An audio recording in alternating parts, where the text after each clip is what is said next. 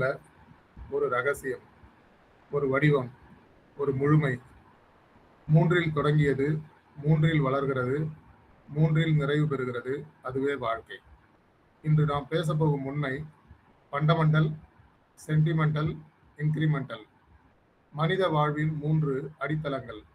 எண் 3 பிரபஞ்சத்தின் ரகசிய மொழி. மதம் சொல்லும், தத்துவம் உறுதிப்படுத்தும். மும்மூர்த்திகள்: ஆக்கம், அழித்தல், அழித்தல். 3 குணங்கள்: சத்வம், ரஜஸ், தமஸ். ஓம்: ஆ கூட்டல் ஊ கூட்டல் மா. ஹோலி ட்ரினிட்டி. பிதா, குமாரன், பரிசுத்த ஆவி. புத்தம் 3 ஜெம்ஸ்: புத்தம், தம்மம், சங்கம். அனைத்து மதங்களும் சொல்வது ஒன்று, 3 என்பது முழுமையின் அடையாளம். பசித்திரு, விழித்திரு, தனித்திரு. கற்பி, ஒன்று சேர், புரட்சி செய். கடமை, கண்ணியம், கட்டுப்பாடு. உழைப்பு, ஒழுக்கம், உயர்வு. ஆர்வம், அர்ப்பணம், அடைவு. அறிவு, அனுபவம், ஞானம். அன்பு, அமைதி, ஆனந்தம். எண்ணம், சொல், செயல். தொடங்கு, தொடரு, வெல். சரியான 3 சொற்கள் வாழ்க்கையை மாற்றும். சரியான 3 எண்ணங்கள் வரலாற்றை உருவாக்கும். திடம், திரவம், வாயு. நீளம், அகலம், உயரம். அடிப்படை நிறங்கள்: சிவப்பு, நீலம், மஞ்சள். டிஎன்ஏ கூட 3 அடிப்படை குறியீடுகள். உலகத்தை புரிந்து கொள்ளும் அடிப்படை வடிவம் 3. கடந்த காலம், நிகழ்காலம், எதிர்காலம். நேரம் கூட அவர், மினிட், செகண்ட். முக்கோணம் மிக சிறிய நிலையான வடிவம். 3 பாயிண்ட்ஸ் டிஃபைன் எ பிளேன். என்ஜினியரிங் முதல் ஆர்கிடெக்சர் வரை ஸ்டெபிலிட்டி ஈக்குவல் டு 3 பாயிண்ட்ஸ். சட்டமன்றம், நிர்வாகம், நீதித்துறை. Liberty, equality, fraternity. Economy: primary, secondary, treasury. India 3வது பொருளாதாரத்தை தூக்கி நடைபோட்டுக் கொண்டிருக்கிறது. ஒரு நாட்டின் சமநிலைக்கும் ஒரு உலகின் முன்னேற்றத்திற்கும் 3 அவசியம். முத்தமிழ், இயல், இசை, நாடகம். முப்பால், அறம், பொருள், இன்பம். முக்கணி, மா, பலா, வாழை. மூவேந்தர், சேர, சோழ, பாண்டியர். தமிழின் உயிரே 3. ஸ்டோரி டெல்லிங்கின் பேக்போன், ரூல் ஆஃப் 3. எடுப்பு, தொடுப்பு, முடிப்பு. ஸ்பீச்சில் இம்பாக்ட் வேண்டுமா? 3இல் சொல்லுங்கள். மக்கள் மனதில் நிற்கும். மனிதன் நினைவில் வைத்துக் கொள்ள எளிதான எண் 3. Decision making: mind prepares 3 options. Joke கூட செட்டப், பில்ட், பஞ்ச். 3 தான் தாக்கத்தை உருவாக்கும். நம்பிக்கை, எண்ணிக்கை, இயற்கை. உண்மை, நீதி, சுதந்திரம். அமைதி, அன்பு, ஒற்றுமை. Think, plan, act. Dream, believe, achieve. Focus, fight, finish. நாம் இன்று புரிந்து கொள்வது ஒரு எண்ணல்ல, ஒரு வாழ்க்கை முறை. பார்வை, பணி, செயலாக்கம். உருவாக்கு, புதுமை செய், ஊக்குவி. நாளை உலகை மாற்றப் போகும் தலைமுறை 3இன் சக்தியை புரிந்தவர்களாக தான் இருப்பார்கள். இன்றைய ஆளுமை அறிவியல் மற்றும் இலக்கியம் இரண்டிலும் வலுவான அடித்தளத்துடன் BSc physics, MA English literature, university rank பெற்றவர். ஒரு திறமையான கார்ப்பரேட் ப்ரொஃபஷனல், அசிஸ்டன்ட் மேனேஜர். அதே நேரத்தில் ஒரு சிறந்த corporate trainer, making a difference, best performer, leadership awards, பல விருதுகளை வென்ற சாதனையாளர். எழுத்திலும் பேச்சிலும் சிந்தனையிலும் சிறந்து விளங்கும் கவிஞர், கட்டுரையாளர். கதை சுரபி மூலம் மனிதநேயம், மதிப்புகள் பரப்பும் ஒரு உன்னத படைப்பாளர். 300 நாட்களுக்கு மேலாக நட்புறவில் நல்லெண்ணத்தை விதைக்கும் ஒளி. இன்றைய தலைப்பில் ஏமாளி டு கோமாளி தனது சிந்தனையை பகிர அற்புதமான ஆளுமை திருமதி எஸ். முத்துலட்சுமி அவர்களை நட்புறி மேடைக்கு உங்கள் ஆரவர கைத்தட்டலுடன் வரவேற்று மேடை அவரிடம் ஒப்படைக்கப்படுகிறது. நன்றி, வணக்கம். Thank you sir. அனைவருக்கும் நட்புலரி காலை வணக்கம். Sir Arunagiri sir, excellent introduction. Thank you so much. ரொம்ப ஒரு அரிய தகவல்கள் அத்தனையும் நீங்க ஷேர் பண்றீங்க. இன்னைக்கு வந்து ஸ்பெஷாலிட்டி நம்பர் 3. இன்னைக்கு நம்பர் 3 பத்தி அந்த அளவுக்கு இன்ஃபர்மேஷனை கொட்டி கொடுத்துருக்கீங்க. எக்ஸலண்ட். ஒரு பவர்ஃபுல் இன்ட்ரோடக்ஷனோட நம்மளுடைய செஷனை தொடங்கலான்ட்டு இருக்கு சார். Thank you so much. இன்று கலந்திருக்கும் அனைத்து பார்ட்டிசிபென்ட்ஸ்க்கும் என்னுடைய இனிய காலை வணக்கங்கள். இப்ப நம்ம டாபிக் வந்து பார்க்கலாம். ஏமாளி டு கோமாளி. இந்த டாபிக்ல இன்னைக்கு வரைக்கும் 11 பேர் இதுக்கு முன்னாடி நம்ம பேசுறத கேட்டிருக்கோம். எல்லாருமே வந்து ரொம்ப அருமையா ஒரு தகவல்களை நமக்கு தினம் விட்டு சென்றிருக்காங்க. அந்த தகவல்கள் ஒன்னொன்னு ஒரு டிஃப்ரெண்ட் பெர்ஸ்பெக்டிவ்ல இருந்துச்சு. ஸோ நான் இன்னைக்கு எப்படி பார்க்கலான்னா, நான் டெய்லி 1ஆம் தேதியிலேருந்து 11ஆம் தேதி வரைக்கும் விதவிதமா யோசிச்சு பார்த்தேன். எப்படி இந்த டாபிக்க நம்ம பிரசன்ட் பண்றதுன்னு சொல்லிட்டு. ஸோ என் மைண்ட்ல தோணுன அந்த விதம் விதமான அந்த யோசனைகள் எல்லாத்தையும் போட்டு மிக்ஸ் பண்ணி, ஒரு கலந்த கலவையை இன்னைக்கு எடுத்துட்டு வந்திருக்கேன். இன்னைக்கு ஏமாளி டூ கோமாளி எப்படி இருக்குன்னு நம்ம பார்க்கலாம். ஏமாளி டூ கோமாளி, ஏமாளி, கோமாளி இது 2ம் என்னது? 2 சொல். அந்த 2 சொல்லுங்கிறது வெறும் சொல் மட்டும் இல்ல. அது 2 உலகமாவே இருக்குது. ஒருத்தன் வந்து ஏமாறுறான், இன்னொருத்தன் ஏமாத்துறான். ஆனா உண்மையிலேயே 2 பேரும் வாழ்க்கையில அ கற்றுக் கொடுக்கப்படுகிறாங்க 2 பேருமே. ஏமாளிக்கும் சில விஷயங்கள் கற்றுக் கொடுக்கப்படுது. கோமாளிக்கும் சில விஷயங்கள் கற்றுக் கொடுக்கப்படுது. நம்ம வந்து ஆனா யார பார்த்து சிரிக்கிறோம்? கோமாளிய பார்த்து சிரிக்கிறோம். ஆனா யார பார்த்து அழுறோம்? நம்ம ஏமாளியா இருக்கும்போதும் அழுறோம். யாராவது ஏமாளி அழுறத பார்த்தாலும் நமக்கும் அழுக வந்துரும். அந்த மாதிரி ஒரு சிச்சுவேஷன் தான் இருக்குது. ஸோ இது வந்து ஒரு கோமாளினா நம்ம வந்து இது ஒரு நகைச்சுவை கேரக்டர்ன்னு நெனச்சு நம்ம சிரிக்கிறோம் இல்லையா? அது வந்து நம்ம ஒரு நகைச்சுவை கேரக்டரா மட்டும் இல்லாம, நம்மளுடைய வாழ்க்கை பயணத்திலேயே நம்ம கொஞ்சம் திரும்பி பார்த்தோம் அப்டின்னா, எங்கெல்லாம் அந்த ஏமாளிகளையும், கோமாளிகளையும் நம்ம பார்க்க முடியும் அப்டிங்கிறதையும் இருக்குது. ஏமாளிகள்ங்கிறவங்க வந்து ஒண்ணுமே இல்லங்க. அது வந்து ஒரு பெரிய இதெல்லாம் கிடையாது. உணர்ச்சிகள் மிக்கவர்கள். யாருக்கு ரொம்ப உணர்ச்சி மிகுந்து இருக்கோ அவங்க ஏமாளிகள் ஆயிடுறாங்க. கொஞ்சம் அந்த அறிவு தூக்கி நிக்கும்போது அவங்க வந்து கோமாளி ஆயிடுறாங்க. அதாவது உணர்ச்சிகரப்பட்ட அந்த சூழ்நிலைய தன்னுடைய அறிவினால கையாளும்போது அவங்க வந்து கோமாளி ஆயிடுறாங்க. அத வந்து அறிவ வந்து அப்படி கொஞ்சம் ஃபன்னோட சேர்த்து குடுக்கும்போது அவங்க ஒரு ஆக்சுவல் கோமாளியாவே ஆயிடுறாங்க. அந்த அறிவில்லாத உணர்ச்சிங்கிறது வந்து ஒரு ஆபத்தான விஷயம். உணர்ச்சியே இல்லாத அறிவுங்கிறதும் ஆபத்தான விஷயம் தான். ஸோ ஏமாளி அப்படிங்கிறவங்க வந்து எல்லாரையும் நம்புறவங்க. நோ. எனக்கு எது கேட்டாலும் எனக்கு நோ அப்படிங்கிறது சொல்லவே மாட்டாங்க. ஓகே, ஓகே அப்படின்னு சொல்லிட்டே இருப்பாங்க. ஸோ நோ சொல்ல தெரியாதவங்க கூட ஒரு வகையில ஏமாளின்னு தான் சொல்றது. நல்ல மனசு படைச்சவங்க, ரொம்ப மைன்யூட்டான அறிவு கொண்டவங்க. இந்த மாதிரி எல்லாமே நிறைய நல்ல விஷயங்கள உள்ள வச்சிருக்கவங்கள வந்து நம்ம சூழ்நிலை காரணமா சம்டைம்ஸ் அவங்க ஏமாளி ஆயிடுறாங்க. நம்ம சொல்லுவாங்கல்ல, "too good is also dangerous" அப்படின்னு சொல்லிட்டு.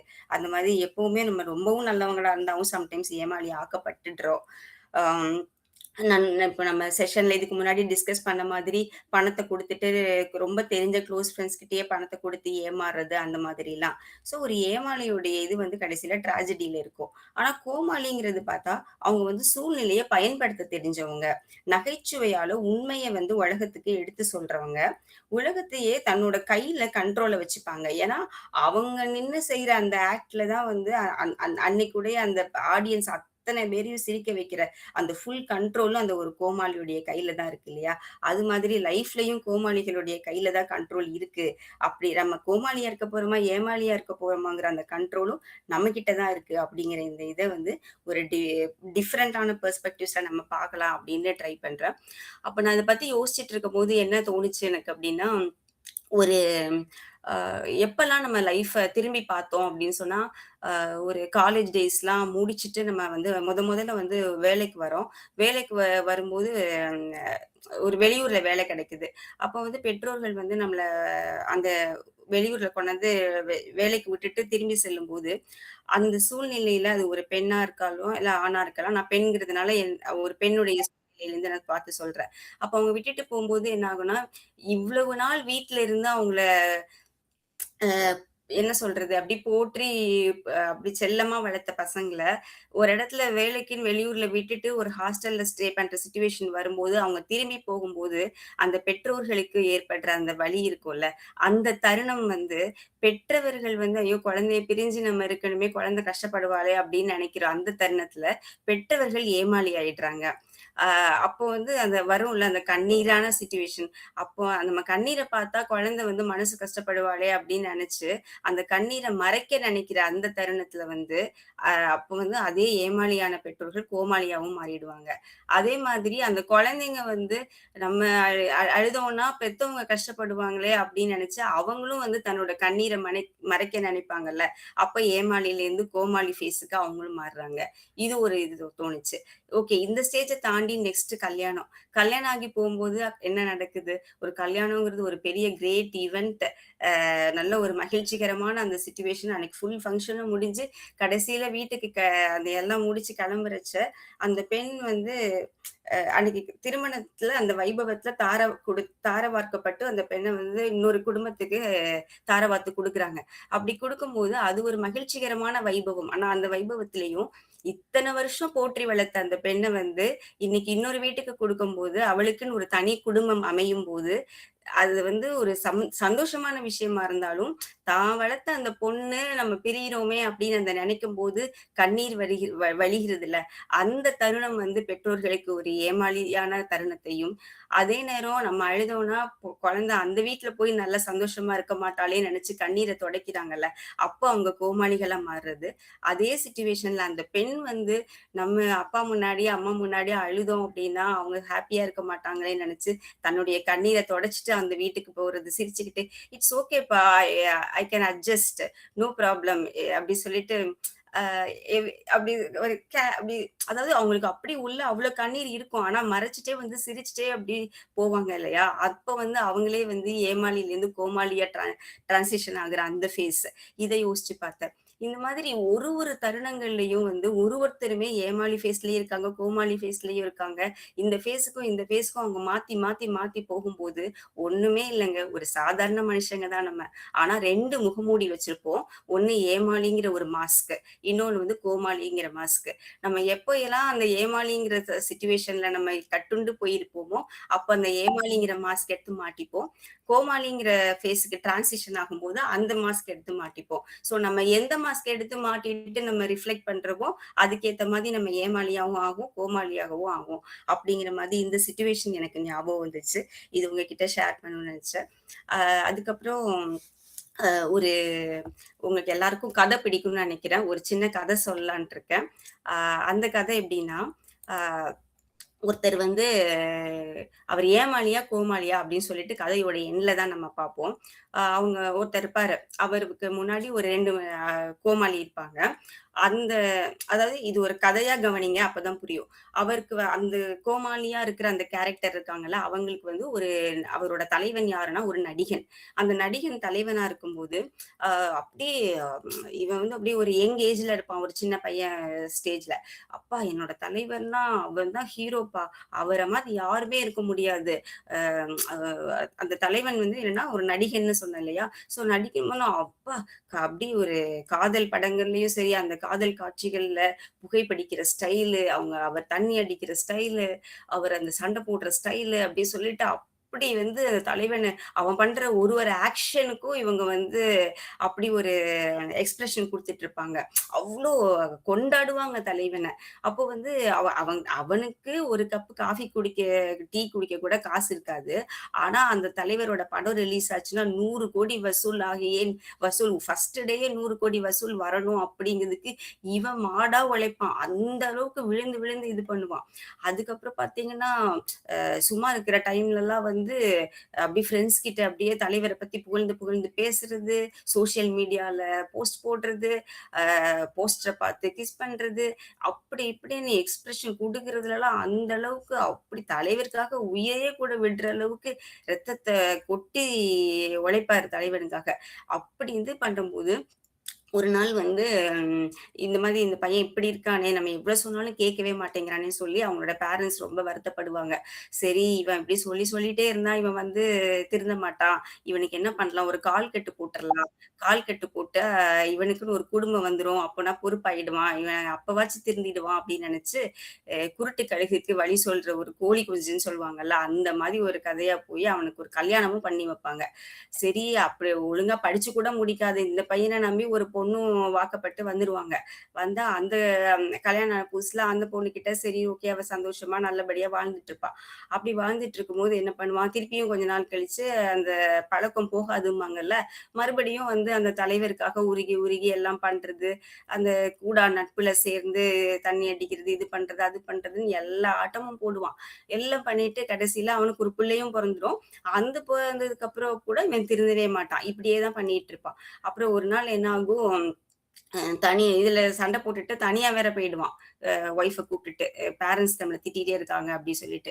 இதெல்லாம் பண்ணிட்டு ஒரு நாள் என்ன பண்ணிடுவான், அவங்க தலைவர் வந்து எங்கேயோ வராங்க அப்டின்னு சொல்லிட்டு ஒரு அனௌன்ஸ்மென்ட் வரும். சரி நம்ம எப்படியாச்சும் இன்னைக்கு போய் தலைவர பார்க்கணும் அப்டின்னு சொல்லிட்டு, வீட்ல கையில கிடைச்ச எல்லா காசையும் எடுத்து யாருக்கும் தெரியாம எடுத்து அந்த காசெல்லாம் சேர்த்து போட்டு டிக்கெட் வாங்கி, அந்த ரசிகர் மன்றத்துல சொல்லி அவங்க மூலமா அரேஞ்ச் பண்ணியிருக்க அந்த இடத்துக்குலாம் போயி, முட்டி மோதி ஒரு இடத்துல போய் தலைவர பார்த்தே ஆகணும்னு சொல்லி அவனுக்கு உட்கார கூட இடம் கிடைக்காது. அப்படியே அது மேல ஏறி, இது மேல ஏறி எங்கெங்கேயோ புடிச்சு உள்ள போய் லாஸ்ட்டா அந்த ரோடுக்கு உள்ள போய், அந்த பில்டிங்க்கு உள்ள போயி, அப்படியே போய் உட்கார்ந்து அந்த அவர் தலைவர் வந்து இறங்குவார் பாருங்க. அப்படி ஒரு லக்ஸரி கார்ல. அங்க பக்கத்துல போய் நின்னு அவர பார்ப்பாராம். அப்படி பார்த்தா தான் சந்தோஷம் அவருக்கு. அப்பா என் தலைவர பார்த்துட்டேன்னு சொல்லிட்டு அப்படியே வாய பொளந்து பார்ப்பாரு அப்படி சொல்லுவாங்க. அதுக்கப்புறம் 5 நிமிஷம் கழிச்சு எல்லாம் முடிஞ்ச உடனே, அந்த தலைவர் வந்து அப்படியே பார்த்துட்டு அப்படி கைய காமிச்சுட்டு அப்படியே போயிடுவாரு. இவ்வளவுதான் சீனு. இந்த சீனுக்கு இவர் வந்து இவ்ளோ இத கிரியேட் பண்ணி அத்தன பணத்தையும் இது பண்ணி வந்திருப்பாரு. கடைசியில எல்லாம் முடிஞ்சு அ அந்த இதெல்லாம் பார்த்துட்டு அம்பாசிடர் அவரு போயிடுவாரு. அவரோட அந்த லக்ஸரி கார்ல தலைவர் திரும்பி போயிடுவாரு. இவன் எல்லாம் முடிச்சுட்டு சரி திருப்பி நம்ம வீட்டுக்கு போணுமே சொல்லிட்டு வீட்டுக்கு வருவான். வீட்டுக்கு போறதுக்கு ரிட்டர்ன் ஆயிட்டு இருப்பான். அப்போ அந்த மாதிரி பண்ணிட்டு இருக்கும்போது ஒருத்தங்க கிட்ட ரிட்டர்ன் போகும்போது கூட வந்தவங்க கிட்ட ஒரு கான்வர்சேஷன் நடக்கும். அப்போ வந்து சொல்லுவான், எப்பா என் தலைவரோட பிறந்த நாள்ல நான் இன்னைக்கு வந்து அவர பார்த்துட்டேன். எனக்கு எவ்வளவு சந்தோஷமா இருக்கு தெரியுமா? ஒரு ஃபோட்டோ கூட எடுக்க முடியலன்னு தான் எனக்கு சோகமா இருக்கு" அப்படின்னு சொல்லி புலம்பிட்டு இருப்பான். இதெல்லாம் பார்த்துட்டு அப்போ வந்து சும்மா சொல்லுவான், தலைவர் ஒரு கார்ல வந்தார்ல, சூப்பரா இருந்துச்சுல்ல. அந்த கார் ஒரு ₹10,00,000 இருக்குமா? கப்பல் மாதிரி அவ்ளோ பெருசா இருக்கே!" அப்படி சொல்லி கேட்பான். "என்னது 10,00,000 இது என்ன உன் வீட்டு மாட்டு வண்டின்னு நெனச்சுட்டு இருக்கியா? அந்த ரேட்லாம் 9,00,00,000 உன்னால நெனச்சா கூட எட்டி பார்க்க முடியாது. அவ்ளோ பெரிய இது பண்ணியிருக்காரு" அப்படி சொல்லி அந்த கூட இருக்கவ சொல்லுவா. "என்னது 9,00,00,000 அப்போ ஒரு காரே அப்படின்னா, அவரு அவரு இருக்கிற வீடு அதெல்லாம் எப்படி இருக்கும்? அவருக்கு இருக்க ப்ராப்பர்ட்டீஸ்லாம் எவ்ளோ இருக்கும்?" அப்படின்னு. "அத பத்திலாம் நீ நெனச்சு கூட பார்க்க முடியாது. உனக்கு என்ன நீ என்ன நெனச்சிட்டு இருக்க?" அப்படி சொல்லி சொன்ன உடனே, அப்பதான் வந்து அவனுக்கு வந்து ஒரு ஸ்பார்க் அவனுக்கு மைண்ட்ல வந்து தொடும். ஒரு இவ்வளவு இது பண்ணி கஷ்டப்பட்டு ஒரு அதாவது அவன் என்ன பண்ணிருவான், அந்த ரியலிஸ்டிக்கா படத்துல நடிக்கிற தலைவர் தான் உண்மையான மனுஷங்கன்னு அப்படி ஒரு தாட்ல அத வச்சு இம்ப்ரெஸ் ஆகி இப்படி பண்ணி, இவங்க எல்லாரும் டிக்கெட் வாங்கி இப்படி வந்து ஒரு தலைவர் வந்து இன்னைக்கு இந்த லெவல்ல இருக்காரு அப்படின்னா, நம்ம ஆனா அவர இந்த அளவுக்கு வர வச்ச நம்ம எந்த லெவல்ல இருக்கோம் அப்படிங்கிறத நெனச்சு, அவனே வந்து கடைசியில அவனுக்கு கில்ட்டி ஆயிடும். இந்த மாதிரி நம்ம இருந்தோமே அப்படி சொல்லிட்டு மறுபடியும் தன்னுடைய குடும்பத்துக்கு போயி நம்ம திருந்தணும்னு சொல்லி திருப்பி பணம் கேட்பான் எல்லார்கிட்டயும். ஆக்சுவலா அந்த ஃபங்ஷனுக்கு போறதுக்கே குழந்தையோட கால் சலங்கைய வித்து அந்த காசுல போயிருப்பான். அதெல்லாம் அவன உறுத்தி, அவனுக்கு கடைசியில திருந்தி இனிமே நம்ம குடும்பத்துக்காக உழைக்கணும் அப்படிங்கிற அந்த இத கான்ஷியஸ் அவனுக்கு வந்து மறுபடியும் அவன் திருந்தி அவன் குடும்பத்த எப்படி உயர்த்துறான் அப்படிங்கிறது. ஸோ இதுல பார்த்தீங்கன்னா, இதுல ஏமாளியா இருந்தது யாரு? கோமாளியா இருந்தது யாரு? அப்படி சொல்லி இந்த கதையில நம்ம எப்படி பார்க்குறோம். ஸோ ஒருத்தன் வந்து ஏமாந்துகிட்டே இருந்தான்னா அவன் ஏமாளி தான். ஆனா அந்த ஒரு த படத்துல நடிக்கிற தலைவர் கேரக்டரை உண்மைன்னு நெனச்சு நம்பி போனது, எவ்ளோ பெரிய ஒரு கொடுமையான விஷயம் இல்லையா? இந்த மாதிரி ஒரு இது வந்து ஒரு கதை கிடையாது. நிஜமா இன்னைக்கும் நமக்கு இவ்ளோ அட்வான்ஸ்டு ஆர்டிபிஷியல் இன்டெலிஜென்ஸ் இருக்க இந்த வேர்ல்ட்ல கூட பல பேர் இன்னும் இப்படிதான் சுத்திட்டு இருக்காங்க அப்படிங்கிறது தான் ஒரு நிதர்சனமான உண்மை. ஓகே. இப்போ நம்ம வந்து கதை கேட்டோம். கதையில இருந்து இப்ப நான் உங்க எல்லாரையும் வந்து ஒரு படத்துக்கு கூட்டு போறேன். எல்லாரும் ரெடியா படம் பார்க்கறதுக்கு? அப்படி சைலன்ட்டா பாருங்க. யாராச்சும் பக்கத்துலலாம் தூங்கிட்டு இருந்தாங்கன்னா, கொஞ்சம் தள்ளி வந்து பாருங்க. ஏன்னா, அப்புறம் என்னதான் திட்டுவாங்க சத்தம் கேட்டு. கொஞ்சம் ரெடியா இருந்துக்கோங்க. ஓகேயா? இப்ப நம்ம படத்துக்கு பார்க்கலாம். ஓகே?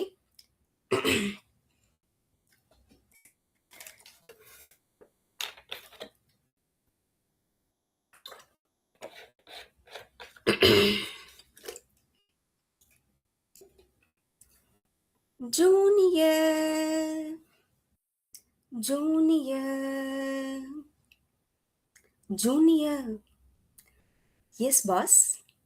இருமனம் கொண்ட திருமண வாழ்வில் இடையினில் நீ ஏன் மயங்குகிறாய்? இளகிய பெண்மை இருவர்க்கை பொம்மை ஏனினும் நீயும் ஏங்குகிறாய்? கரையினில் ஆடும் நாணலை நீ நதி நதியிடம் சொந்தம் தேடுகிறாய். சிற்பம் ஒன்று சிரிக்கக் கண்டு ரப்பர் பொம்மை ஏக்கம் கொண்டு காதல் கீதல் செய்யக்கூடாதோ? சின்ன பையன் வயசோ கொஞ்சம், பொம்மைக்கென்ன மனசா பஞ்சம், ஒட்டிப் பார்த்தால் ஒன்றாய் சேராதோ? ஜூனியர் ஜூனியர் ஜூனியர் இருமணம் கொண்ட திருமண வாழ்வில் இடையினில் நீ ஏன் மயங்குகிறாய்? கடற்கரை தாகம் இதுதான் உந்தன் காதலடா, அடுத்தவராகம் அதை நீ பாடுதல் பாவமடா. Is it அபூர்வராகம்? வயலுக்கு தேவை மேகம் என்பாய், அவளது தேவை அறிவாயோ? பாட்டை கண்டு ராகம் போட்டேன், உயிரை கண்டு தாகம் கொண்டேன், பாவம் கீவம் பார்க்க கூடாது. No, it's bad, but I mad. பாவப்பட்ட ஜன்மம் ஒன்று, ஊமை கேள்வி கேட்கும் போது ஆசை மோசம் செய்யக்கூடாது. What? Junior junior junior. Chithirai மாதம் மழையை தேடி வாடுகின்றாய், மார்கழி மாதம் வெயிலை தேடி ஓடுகின்றாய். Boss, love has no season or even reason. Shut up. Chithirai மாதம் மழையை தேடி வாடுகின்றாய், மார்கழி மாதம் வெயிலை தேடி ஓடுகின்றாய். ஏமாந்தவனோ ஏப்ரல் மாசம் அடியேன் முடிவை சொல்லக்கூடாதோ? It's highly idiotic. No boss, only romantic. கொஞ்சம் பொம்மை பாடுது பாட்டு, குழம்பிய நெஞ்சம் சிரிக்குது கேட்டு, முடிவை சொல்லி சிரிக்க கூடாதோ? முடிவை சொல்லி சிரிக்க கூடாதோ? இருமணம் கொண்ட திருமண வாழ்வில் இடையினில் நீ ஏன் மயங்குகிறாய்? சாரி, பாட்டு கொஞ்சம் மோசமா இருந்தா மன்னிச்சுக்கோங்க. இது எனக்கு ரொம்ப இம்ப்ரெஸ் ஆன இந்த பாட்டை நான் ஏன் பாடுனேன் அப்படிங்கிறதுக்கு இதுல இருக்கிற அந்த பப்பட் கேரக்டர், அந்த கேரக்டர் அந்த குழந்தையில அந்த பாட்டை பார்த்ததுல இருந்து அப்படியே மனசுல பதிஞ்சிச்சு. அப்படி இந்த தினம் தூங்கும் போதெல்லாம் இந்த பாட்டை அப்படி சுவாரஸ்யமா கேட்போம். இது ஒரு அருமையான ஒரு பாட்டு. அவர்கள்ங்கிற மூவில வந்துச்சு. டாக்டர் நம்ம பாலச்சந்தர் சார் எடுத்த அந்த மூவி. அது 1977ல வெளிவந்த இந்த படம். இந்த படத்தோட ஒரு சின்ன ரிவ்யூவையும் நம்ம பார்க்கலாம் அப்படிங்கிறதுக்காக தான் இந்த பாட்டை நான் உங்களுக்கு ஷேர் பண்ணேன்.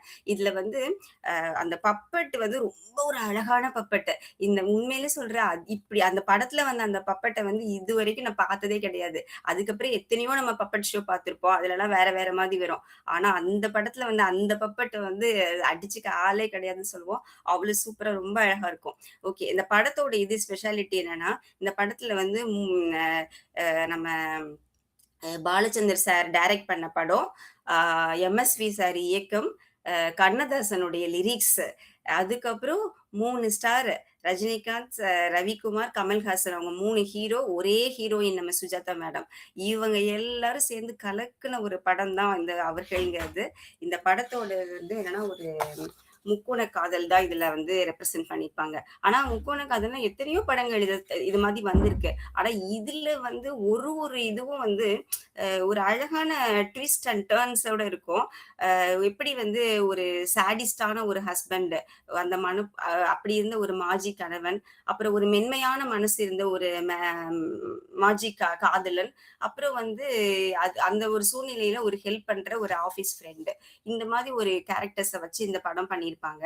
இப்போ பொண்ணு பார்க்க வர நேரத்துல அந்த என்ன ஸ்பெஷாலிட்டினா, அந்த பெண் ஒரு புதுமை பெண் அப்படிங்கறத சுஜாதா அந்த மேடம் அது அழகா, அவங்க பேரு அனு அந்த படத்துல அழகா மென்ஷன் பண்ணாங்க. அந்த பொண்ணு பார்க்க வரப்ப சொல்லுவாங்க, இருங்க நான் என்னுடைய காதலர்கிட்ட நான் பெர்மிஷன் கேட்டுட்டு வரேன், நான் எங்களுக்கு கல்யாணம் நடக்கிறத பத்தி நான் பேசணும் அப்படின்னு சொல்லி அவங்கள்கிட்டயே ஒரு 15 நாள் டைம் கேட்பாங்க. அந்த விஷயம் கடைசியில பார்த்தா அவங்களுடைய போதாத நேரம் அவரை தொடர்பு கொள்ள முடியாத ஒரு சூழ்நிலை வந்துரும்.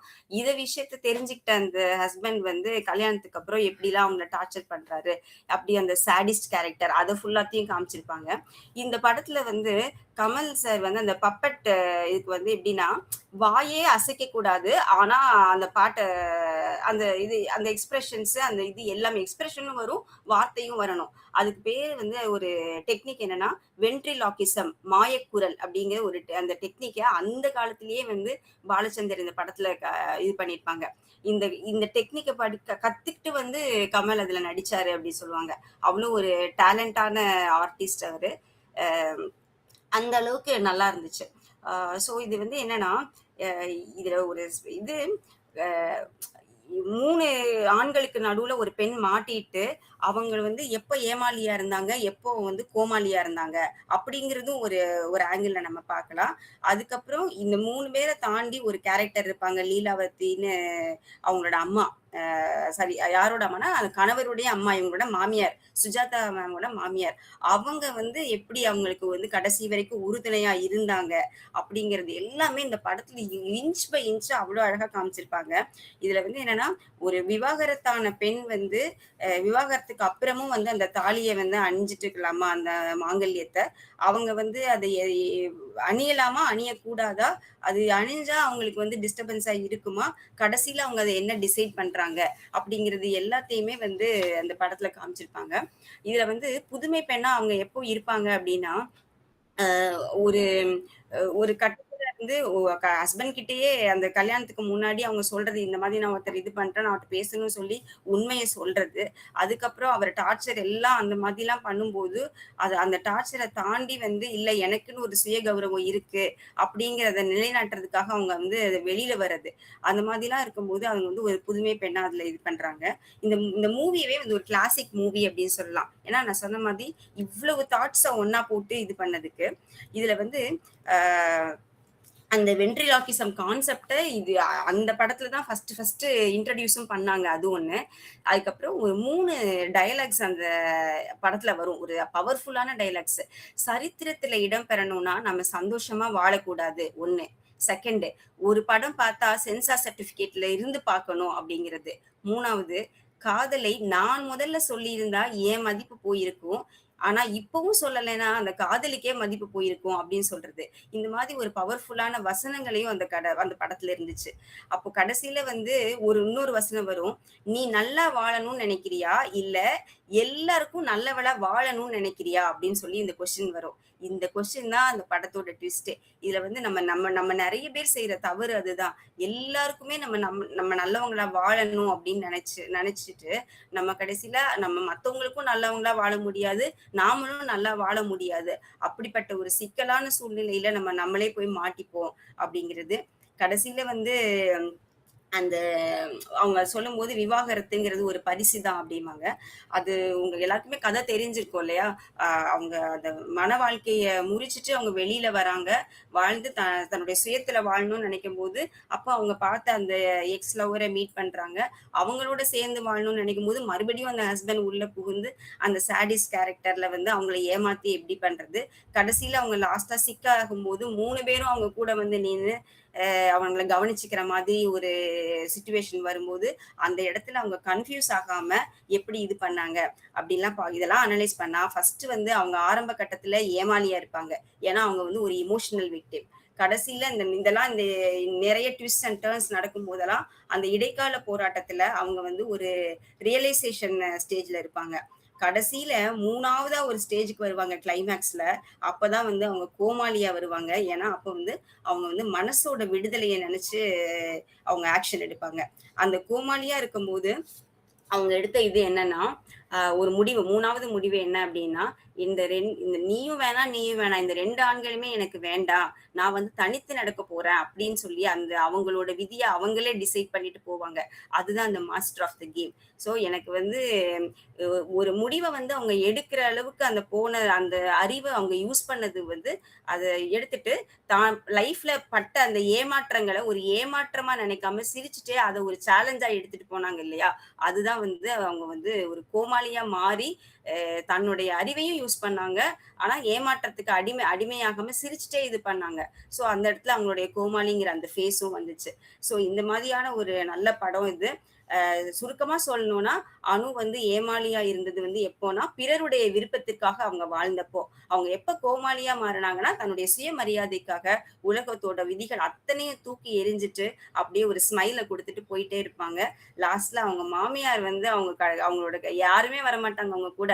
ஆனா மாமியார் மட்டும் அவங்க கூடயே கடைசி வரைக்கும் நிக்கும்போது, அந்த மாமியார கட்டி தழுவி போற அந்த சீன் வந்து செம்ம. இந்த மாதிரி ஒரு மூவிய வந்து எனக்கு ரொம்ப திரும்ப திரும்ப எத்தன வாட்டி பார்த்தாலும் நல்லா இருக்கும் அப்படிங்கிற கேட்டகரியில தான் இந்த இது.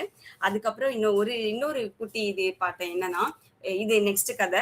இதுல வந்து ஒரு குட்டி ஃபேமிலி இருப்பாங்க. ஒரு ஜூஸ் பாக்கெட் வாங்கிட்டு வருவாரு அப்பா. வாங்கிட்டு வந்து என்ன பண்ணுவாரு, ஒரு டைனிங் டேபிள்ல வச்சுட்டு 3 கிளாஸ். அவருக்கு 1, ஒய்ஃப்க்கு 1, குழந்தைக்கு 1 அப்படியே ஊத்துவாரு. ஊத்தும்போது ஃபர்ஸ்ட் கிளாஸ் நெறஞ்சிடும்.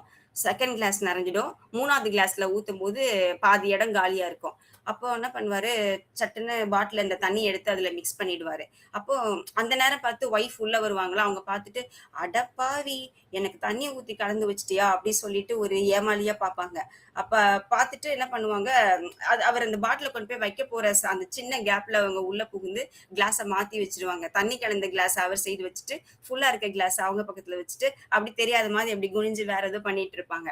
அத பார்த்துட்டு இருந்த பக்கத்துல இருந்த குழந்தை என்ன பண்ணும், அந்த கிளாஸ் தண்ணி கலந்த கிளாஸ தான் எடுத்துட்டு 3வது அந்த ஃபுல்லா இருக்க கிளாஸ அம்மாக்கு வச்சுரும்.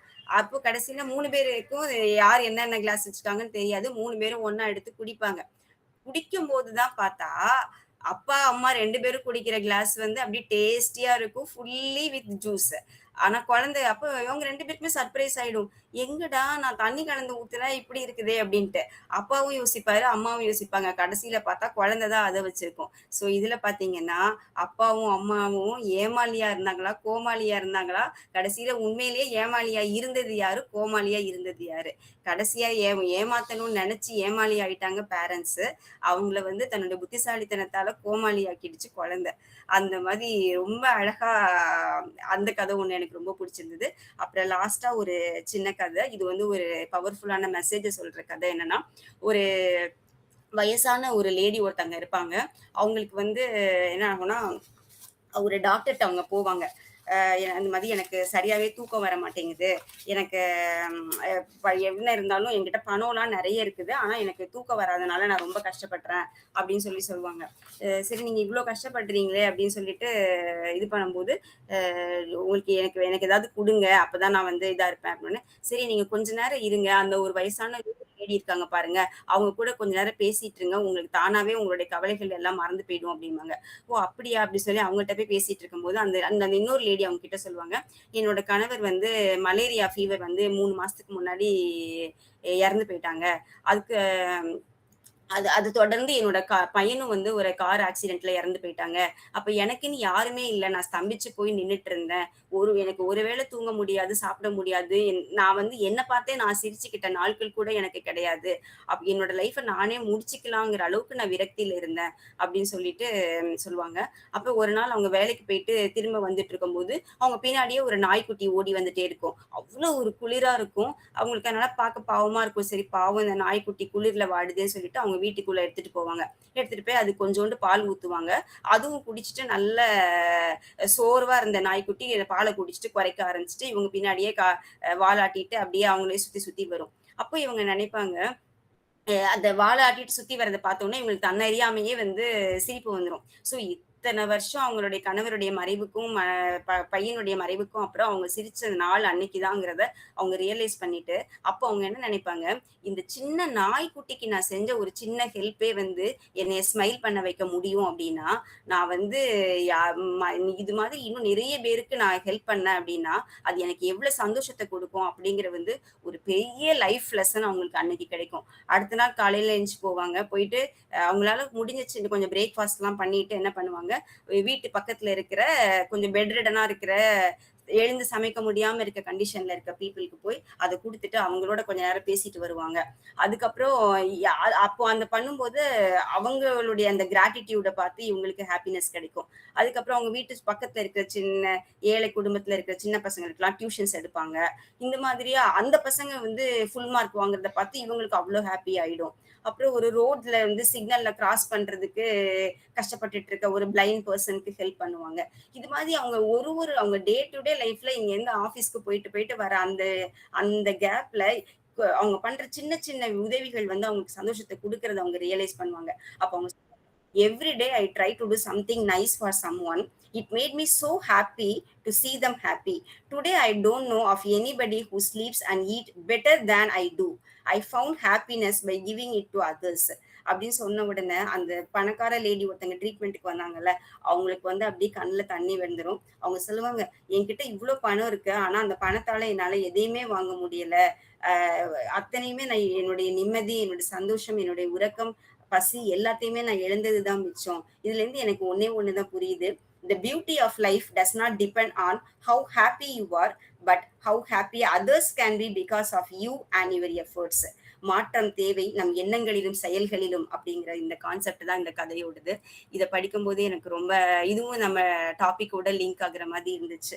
நம்ம வந்து சில நேரங்கள்ல ஏமாளியா இருக்கிறதும் நல்லது, சில நேரங்கள்ல நம்ம கோமாளியா இருக்கிறதும் நல்லது. நம்ம ஏமாளியா இருக்கிறோமா கோமாளியா இருக்கிறோமாங்கிறத விட நம்ம சந்தோஷமா இருக்கிறோமா, நம்மளால மத்தவங்க சந்தோஷமா இருக்கிறாங்களா அப்படிங்கிறதுதான் முக்கியம் அப்படிங்கிற தாட்டோட நான் இன்னைக்கு என்னோட மெசேஜை முடிச்சுக்கிறேன். Thank you sir, thank you all for the kind opportunity.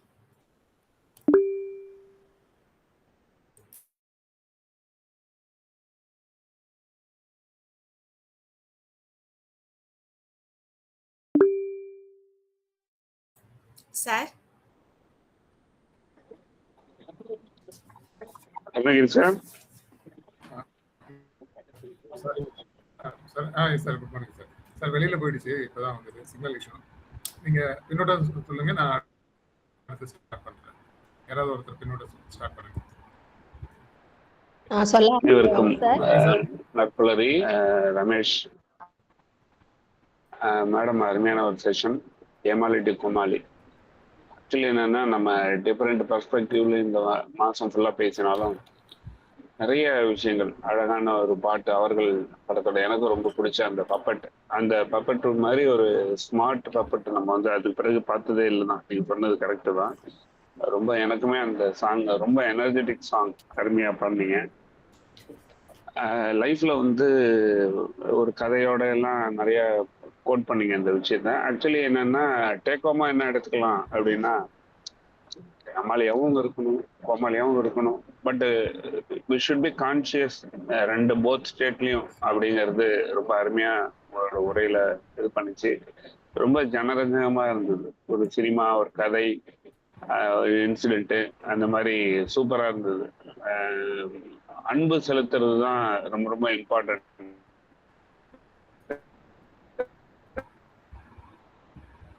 அப்படிங்கிற ஒரு விஷயம். ஒரு டாக் கதையை சொல்லி சூப்பரா இருந்தது. நல்ல ஒரு presentation madam, super. Thank you sir. Once again ஒண்ணு சொல்லிக்கிறேன். அந்த பாட்டு கொஞ்சம் நான் சரியா பாடல, சில இடங்கள்ல பிசிறிச்சு. நம்மளுடைய அற்புதமான பாடகர்கள் நிறைந்த சபையில கோமதி மேம், மேஜர் சார், அப்புறம் ரமேஷ் சார் எல்லாருமே ரொம்ப நல்லா பாடுவீங்க. அதுக்கு முன்னாடி ஏதோ என்னோட ஒரு சின்ன எஃபர்ட் தான், நான் தப்பா பாடின அந்த வரிகளுக்கெல்லாம் என்னை மன்னிச்சிருங்க. அந்த பாட்டு ரொம்ப பிடிச்சதுனால என்னால அவாய்ட் பண்ண முடியாம பாடிட்டேன். Thank you sir.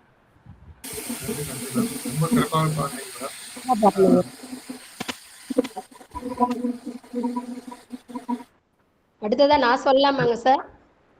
Yes madam, wait பண்ணுங்க. வீர சார் மியூட் பண்ணிட்டார். ஓகே. ஏமாளி கோமாளி. ஒருவன் ஏமாறுகிறான், மற்றொருவன் சிரிக்க வைக்கிறான். ஆனால் வாழ்க்கை சொல்வது, ஏமாறாமல் சிரிக்கவும், சிரிக்க வைக்கும் போது ஏமாறாத இருக்கவும் கற்றுக்கொள். இன்று நாம் கேட்டது ஒரு பேச்சல்ல, ஒரு கண்ணாடி. நம்மை நாமே பார்க்க வைத்த ஒரு உண்மை. ஏமாளி அதிகமான உணர்ச்சி, கோமாளி நகைச்சுவையுடன் கூடிய நுண்ணறிவு. இரண்டும் சேரும்போதுதான் மற்றவர்களை மகிழ்விக்கும் மனிதன் உருவாகிறான். ஏமாளி நோ சொல்ல மாட்டான். கோமாளி வென் டு சே நோ தெரிந்தவன். எப்போ வந்து நோ சொல்லணும்னு அவனுக்கு நல்லாவே தெரியும். அதுதான் வாழ்க்கை சமநிலை. கல்லூரி முடிந்து வேலைக்கு செல்லும் பெண் தொலைதூரம்.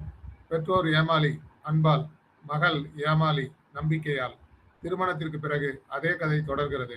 அன்பு பெயரில் ஏமாளி, பொறுப்பு பெயரில் கோமாளி. நாம் எல்லோரும் 2 முகமூடி அணிந்தவர்களே. இரு இளைஞர் நடிகரை கொண்டாடுகிறான். ஒரு இளைஞன் நடிகரை கொண்டாடுகிறான். சோசியல் மீடியாவில் ஹீரோ. ஆனால் டீ கூட இல்லாமல் லீடருக்கு செலிப்ரேஷன், வாழ்க்கைக்கு கன்ஃபியூஷன். இதுதான் நிஜ வாழ்க்கை கோமாளித்தனம்.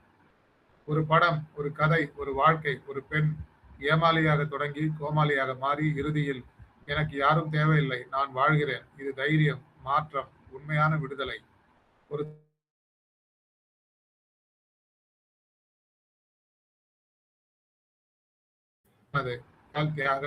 ஒரு பெண் அனைத்தையும் இழந்த பிறகு ஒரு நாய்க்குட்டிக்கு பால் கொடுக்கிறாள். அந்த சிரிப்பு, அந்த நிமிடம் அவள் உணர்ந்து மற்றவர்களை மகிழ்வித்ததே வாழ்க்கை. நாம் உருவாக வேண்டியது ஏமாளி அல்ல, கோமாளி மட்டுமல்ல, உணர்ச்சியும் அறிவும் சேர்ந்த மனிதர்களாக.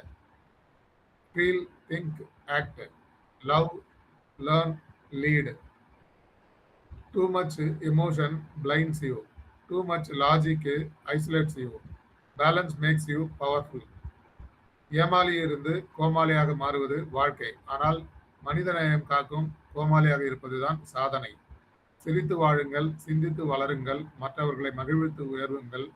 நன்றி. சிறப்பான ஒரு உரை தந்த முத்துலட்சுமி மேமுக்கு நன்றி தெரிவித்து, அடுத்ததா கோமதி மேம் உங்களுடைய பின்னோட்டத்தை தரலாம். Okay sir. நற்புலரி குடும்ப உறவுகளுக்கு இனிய நற்காலை வணக்கம் மற்றும் வாழ்க வளமுடன். எண்கள் இப்போ ஒரு பெரிய தீசிஸே பண்ணிட்டு இருக்காங்க சாரு. கணிதமேதை ராமானுஜம் சொல்லுவாங்க, நம்பர்ஸ் ஆர் அவர் ஃப்ரெண்ட்ஸ் அப்படின்னு சொல்லுவாங்க.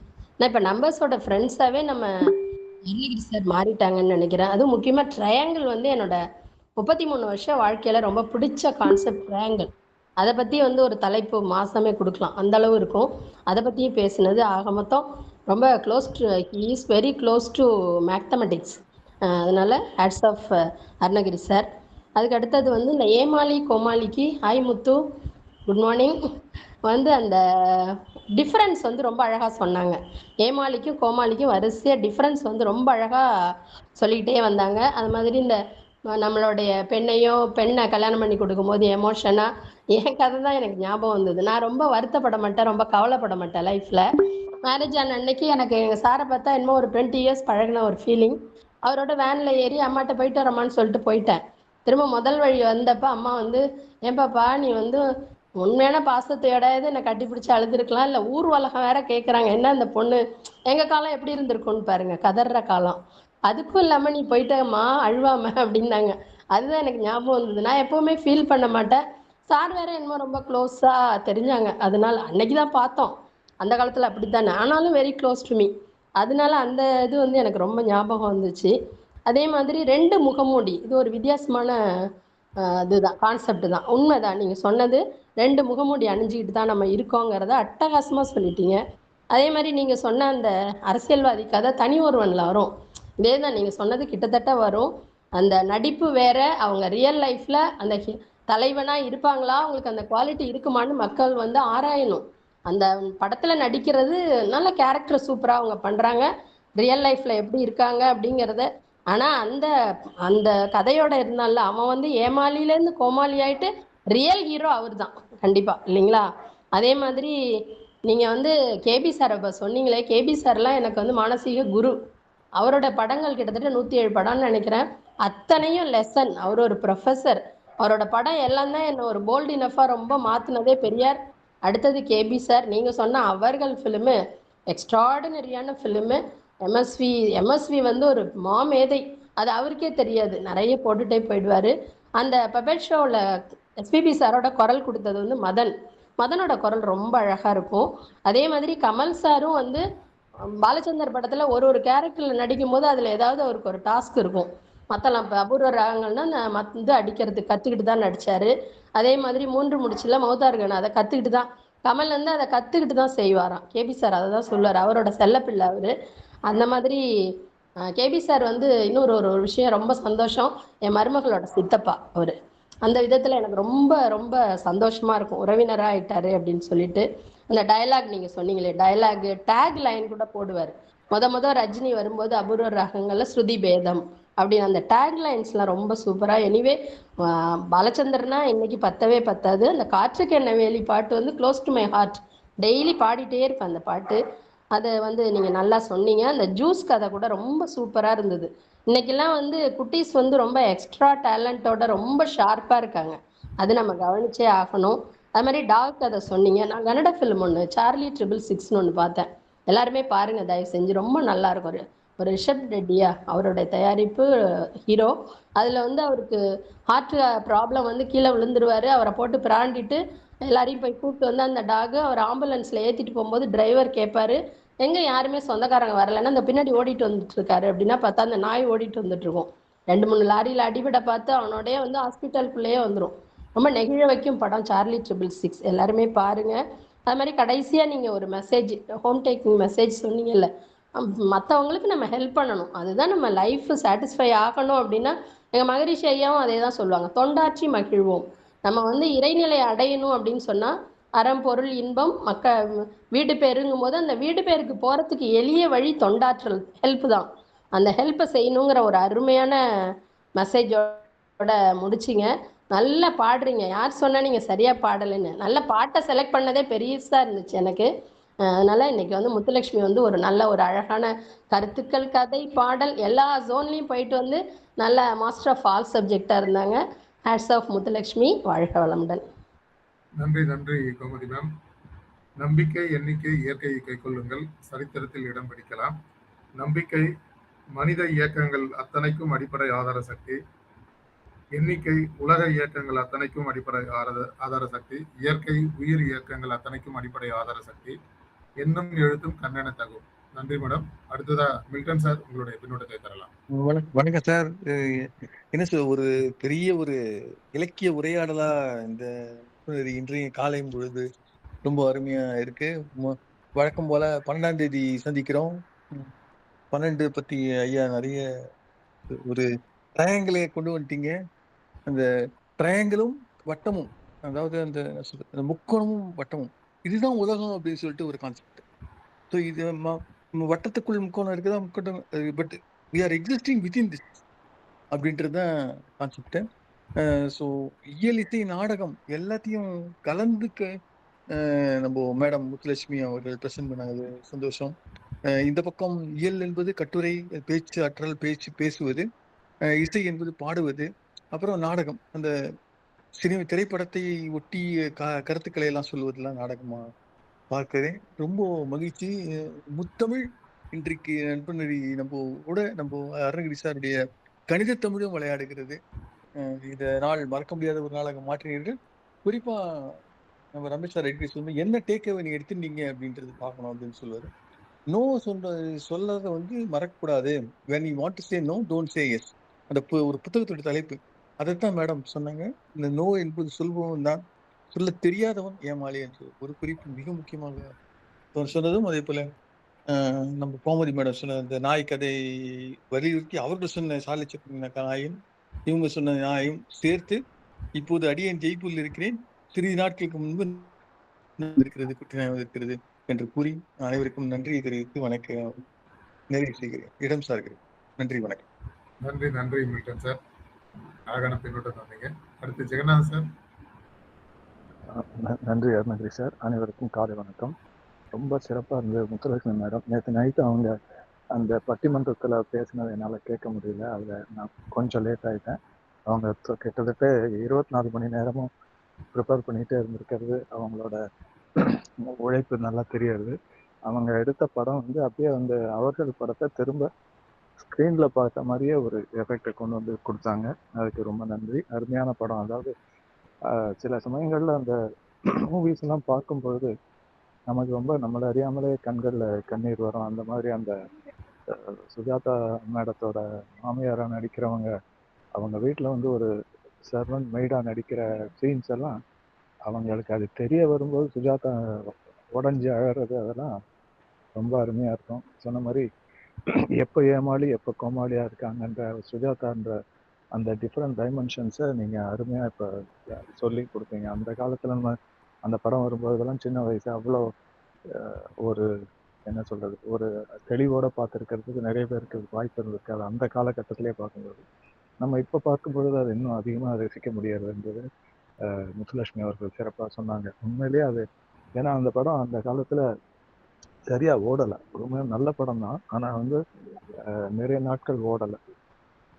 அதனால அந்த அந்த அந்தந்த காலகட்டத்தில் அப்போ வந்து அந்த அவேர்னஸில் அவர் என்ன சொல்றது, பாலச்சந்தர் சார் வந்து கொஞ்சம் டைம் முன்னாடியே அவர் பியாண்ட் டைம், சர்டன் டைம் அவர் இது பண்ணி திங்க் பண்ணி எடுத்த படங்கள் எல்லாம் அந்த மாதிரி ஆயிடும். நிகழ்காலத்துக்கு ஒட்டின மாதிரி எடுத்த படங்கள் நிறைய ஓடும். என்னன்னா எதிர்நீச்சல் அதெல்லாம் ஒரு காமெடி ஜானர், அது நல்லா ஓடும். அந்த மாதிரி இது கொஞ்சம் ரொம்ப அட்வான்ஸாக திங்க் பண்ணி எடுத்த படம்.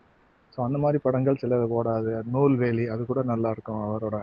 ஸோ அந்த மாதிரியான படங்களை அதில் ஏமாளி கோமாளின்ற மாதிரி ஒரு டிஃப்ரெண்ட் டைமென்ஷன் முத்துலட்சுமி பேசுனது ரொம்ப சிறப்பாக இருந்தது. நன்றி, வணக்கம். நன்றி நன்றி சார். அவங்க அடிப்படையில் ஒரு கதை சொல்லி இன்னைக்கு இருக்கிற மாதிரி ஒரு 300-400 வருடங்களுக்கு முன்னாடி பள்ளி கல்லூரிகள்லாம் இல்லை. ஆனால் எல்லாருக்குமே ராமாயணம், மகாபாரதம், 18 புராணம், இலக்கியம், இலக்கணம் எல்லாமே தெரிஞ்சிருந்தது. காரணம், கதைகளாக கேட்கும்போது அது மனதில் ரொம்ப பதியும். சினிமா வந்து மிகப்பெரிய ஒரு கனவு தொழிற்சாலை. ஸோ வந்து மேடம் இன்னைக்கு ஒரு ஃபிலிமோட கனெக்ட் பண்ணி நரேட் பண்ண விதம் வந்து ரொம்ப சிறப்பாக இருந்தது. ஒவ்வொரு நாளும் இந்த நிகழ்வு வந்து மெருகூட்டிட்டு இருக்கு. நன்றி சார். இன்னொரு இது தகவல் வந்தது, கோமதி மேடம் பாலச்சந்தருக்கு நெருங்கின சொந்தம்ன்றது. அவங்களுக்கு அவரோட இருந்த உரையாடல்கள் ஏதாவது இருந்தால் அவங்க அதுக்கப்புறம் சமயம் வரும்போது அவங்க அதை பகிர்ந்தா நன்றாக இருக்கும்னு வேண்டிக்கிறேன். நன்றி. எஸ் சார், நாங்களும் அதே எதிர்பார்க்குறோம். நன்றி. மேடம் சரியான நேரத்தில் பகிர்வாங்க. அடுத்து வீரசேகரன் சார், உங்களுடைய பின்னூட்டத்தை தரலாம். அன்புகளுமிய சோதரர்கள் சோதரிகள், உங்கள் அனைவருக்கும் இனிய நட்புலரி வணக்கமும் நல்வாழ்த்துக்களும். இன்றைய பொழிவாளர் நமது சகோதரி அவர்கள் என்ன கூறுவதென்றே தெரியவில்லை. இன்றைய பொழிவாளர் சகோதரி அவர்கள் என்ன கூறுவதென்றே தெரியவில்லை. 3ல் தொடங்கி 3 அருணகிரி ஐயா அவர்கள் கூறினார்கள். அதுல 3 முடிச்சு, அதுவும் 3ல் தான் வருதுங்கிறதுனால அதுல தொடங்கி கோமதி சகோதரியர் எங்க சார் அப்படின்னாங்க. எங்க சாரா, யார் அது அப்படின்னு யோசிச்சப்ப வந்ததைத்தான் நான் இப்ப சொல்ல போறேன். தனித்தனி மனம் என இருமணம் கொண்ட எங்கள் இருவரை திருமணம் என்ற கயிற்றால் இணைத்தனர் எங்கவர்கள். அன்று முதல் எங்கள் இருமணம் மாறி தாரண நினைத்த அவரும் நானும் வாழ்க்கை சாராய் மாற்றி நின்றோ. ஒரு மனதாக ஒன்றிய அன்று முதல் வாழ்கிறோம். இதை நாங்கள் சொல்கையில் நீங்களும் மகிழ்வீர்தானே. கூறுங்கள் கூறுங்கள் கூறுங்கள். உள்ள மகிழ்வே உலக வாழ்வின் மகிழ்வாய் மாறும் உண்மைதானே. மகிழ்வுடன் வாழ்வோம். வாருங்கள் வாருங்கள் வாருங்கள். இன்றைய பொழிவாளர் என்றும் வந்து அமுத ஊற்றை பருக தாருங்கள் தாருங்கள் தாருங்கள். நன்றி. நன்றி நன்றி வீரசேகரன் சார். இந்த 3 முடிச்சு சொல்லும்போது பிரபஞ்ச விதிகள்ல 50 விதிகள்ல லாப் ரிச்சுவல் அப்படின்னு ஒரு விதி இருக்கு. இந்த 3 முடிச்சு வந்து பையன் ஒரு குடும்பம், பொண்ணு ஒரு குடும்பம், 2 பேரும் சேர்ந்து ஒரு புதிய குடும்பம். ஸோ முன்னோர்கள் வந்து எல்லாத்துக்கும் காரண காரியத்தோட தான் இந்த ரிச்சுவல்ஸையும் கனெக்ட் பண்றாங்க. அது பிரபஞ்ச விதிகள்லயும் இருக்கு. நன்றி, சிறப்பான பின்னூட்டம். அடுத்து தாமோதரன் சார், உங்களுடைய பின்னூட்டத்தை தரலாம். தற்போதைக்கு இனிய காலை வணக்கம். இன்று எல்லாமே 3 செல்கின்றது. 3 முடிச்சியிலிருந்து ஆரம்பித்து 9ல் ஆரம்பித்த அந்த நம்பராலஜியம் 10, 11, 12, 12ல் இன்று 3 முடிச்சோடு முடிச்சு போட்டு வைத்திருக்கின்றார் நம்முடைய அருணகிரி சார் அவர்கள். சிறப்பு. இந்த 3 முடிச்சு இந்த படத்தை பற்றி விமர்சனம் மிக தெளிவாக, சுருக்கமாகவும் தெளிவாகவும் நம்ம நட்புணர்வுக்கு தந்த முத்துலட்சுமி மேடம் அவர்களுக்கு என்னுடைய வணக்கத்தை தெரிவித்துக் கொள்கிறேன். ஏன்னா இதை போல விமர்சனம் படம் வரும்பொழுது கொடுத்திருந்தால் இன்னும் அது ஹிட்டாகி இருக்கும். ஹிட்டான படம் தான், இருந்தாலும் அது சிறப்பான படம். ஒரு ஒருவருக்கு ஆண்மகள் பெண்மகள் என்று பிறந்தால் ஆண்மகனுக்கு அந்த அளவுக்கு பாசம் இருக்குமா என்று தெரியவில்லை. பெண்மகளை பள்ளிக்கு சேர்க்கும் போதும் கண்களில் நீர் வருகின்றது. மணமகன் வீட்டுக்கு அனுப்பும் போதும் கண்களில் நீர் வருகின்றது. ஏன் பெண்களுக்கு மட்டும்தான் அந்த குடும்ப தாய் தந்தையர் கண்ணீர் வடிக்கின்றார்களா? ஏன் ஆண்மகனுக்கு கிடையாதா? பாசம் ஒரு இடத்தில் தான் சேர்கின்றது. இருவருக்கும் பகிர்ந்து கொடுத்தால் அந்த பாசம் சிறப்பாக அமையும். நல்ல கருத்துக்களை இன்று கொடுத்த முத்துலட்சுமி மேடம் அவர்களுக்கு சிறப்பான வாழ்த்துக்களையும், அவர்கள் அன்போடு இந்த கருத்தை இன்று கூறியது சிறப்பு என்று சிறப்பான 3 முடிச்சை போட்டு நட்புணர்வில் மகிழ்ச்சியை தந்தீர்கள். நன்றி, வணக்கம். வாழ்க வளமுடன். நன்றி நன்றி தாமோதர் சார். அரசன் நன்றி சார். மகனுக்கு வாள் பிடிக்கும், அழுத குழந்தைக்கு பால் பிடிக்கும், அப்பனுக்கு பெண் பிடிக்கும். ஸோ பெண் பிள்ளை வந்து பாசம் அதிகமாக இருக்குது, அதுதான் காரணம், அது இயற்கை. அடுத்து சண்முக வீரமணி சார், உங்களுடைய பின்னூட்டத்தை தரலாம். நன்றி அருணகிரி சார். என்னுடைய பேச்சு கேட்குதுங்களா சார்? கேட்குது சார், நல்லா கேட்குது சார். அனைவருக்கும் இனிய காலை நட்புணர்வு வணக்கம். இன்னைக்கு முத்துலட்சுமி மேடம் பொழிவு மிக மிக அருமை. 3 கதைகள், அதில் வந்து ஜூஸ் கதை வந்து ஹைலைட். அடுத்து அவர்கள் திரைப்படம். பாலச்சந்தர் எப்பொழுதுமே திரைப்படம் மூலம் நல்ல நல்ல ரியல் லைஃப்ல என்ன நடக்கக்கூடியது வந்து தெரிஞ்சுக்கலாம். படத்தின் மூலம் அவ்வளவு கருத்துக்கள் இருக்கும். பாலச்சந்தர் படம் நான் ரொம்ப விரும்பி பார்ப்பேன். அது அவர்கள் படம் வந்து அவங்க கோட் பண்ணது ரொம்ப ரொம்ப சிறப்பு. அதாவது நல்லவர்களாக வாழ வேண்டும், எல்லோருக்கும் நல்லவர்களாக இருக்குங்கிறது ரொம்ப கஷ்டம்தான். நோ சொல்ல கற்றுக்கணும். எப்பொழுதுமே எமோஷனலா முடிவு எடுக்காம அறிவுபூர்வமா எடுக்கும்போது அந்த இதெல்லாம் வந்து சரியாக வந்துவிடும் என்பது என்னுடைய ஆலோசனை. ஸோ இந்த வாய்ப்பளித்த அருணகிரி சாருக்கு நன்றி. அனைவருக்கும் நன்றி. வாழ்க வளமுடன். நன்றி நன்றி சண்முக வீரமணி சார். கேபி சாரோட ஃபிலிம் எல்லாமே வந்து சமூகத்தோட பிரதிபலிப்பாக இருக்கும், ரொம்ப சமூகத்தை ஒட்டியே இருக்கும் எல்லாமே. அந்த மாதிரியான ஒரு சிறப்பு லெஜெண்ட்ஸ் ரஜினி கமலை உருவாக்கிய கேபி சாரோட ஃபிலிம் ஒரு ஸ்பெஷல் தான். நன்றி சார் உங்களுடைய பின்னூட்டத்துக்கு. சுனிதா மேம், உங்களுடைய பின்னூட்டத்தை தரலாம். Thank you sir. மேடம் செஷன் ரொம்ப நல்லா இருந்தது. பாட்டு பாடினது ரொம்ப நல்லா இருந்துச்சு. உங்க வாய்ஸ் நல்லா இருக்கு. அந்த இடையில சிரிச்சிங்கல்ல, அது ரொம்ப சூப்பரா இருந்துச்சு. அதுக்கப்புறம் கருத்துக்கள் எல்லாம் நீங்க அப்படியே உங்களோட நிகழ்வெல்லாம் யோசிச்சு ப்ராக்டிக்கலா திரட்டி கொடுத்தீங்க. அது ரொம்ப நல்லா இருந்தது. குறிப்பா அம்மா அப்பாட்ட இருந்து நாம பிரிஞ்சு செல்லும் போது நம்ம ஒரு ஏமாளியாவும் கோமாளியாவும் வெளியில வருவோம். அதுக்கப்புறம் அந்த ரசிகன் வந்து கான்செப்ட் ரொம்ப நல்லா இருந்துச்சு. எல்லாத்தையும் வந்து தலைவனுக்காக கொடுத்துட்டு தலைவன் லாஸ்ட்ல ஹாய் சொல்லிட்டு போவாரு. அப்ப அவன் வந்து ஒரு ஏமாளியாவும் கோமாளியாவும் இருந்தது அதை சொன்னது. அப்புறம் அவர்கள் படத்தை சொன்னது, அந்த படத்தை அப்படியே ரீகேப் பண்ணி சொன்னது ரொம்ப சிறப்பா இருந்துச்சு. இன்னொரு கான்செப்ட், அந்த எல்லாருக்கும் நம்ம எவ்வளவு கவலைகள் இருந்தாலும் நம்ம மற்றவங்களுக்கு சின்ன சின்ன உதவிகள் செய்யும் போது ஒரு சந்தோஷம் கிடைக்கும் அப்படின்ட்டு சொன்ன கான்செப்ட் எல்லாம் சிறப்பா இருந்துச்சு மேடம். தேங்க்யூ, வாழ்த்துக்கள். நன்றி நன்றி சுனிதா மேம். அடுத்து நாகவலி மேம், உங்களுடைய பின்னூட்டத்தை தரலாம். அனைவருக்கும் நட்புணர்வு இனிய காலை வணக்கம். முத்துலட்சுமி சகோதரி ரொம்ப அருமையா பண்ணீங்க, எக்ஸலண்டா இருந்தது. உங்க கருத்துக்கள், கதைகள், சினிமா மூலமும் பப்பட் மூலமும் ரொம்ப அருமையா ஒவ்வொரு விஷயங்களையும் சொன்னீங்க. நல்லவனா இருக்கிறது ரொம்ப நல்லதுதான். ஆனா எல்லாருக்கும் நல்லவனா இருக்கிறது யோசிக்கிறதுங்கிறது ரொம்ப யோசிக்க வேண்டிய விஷயம்.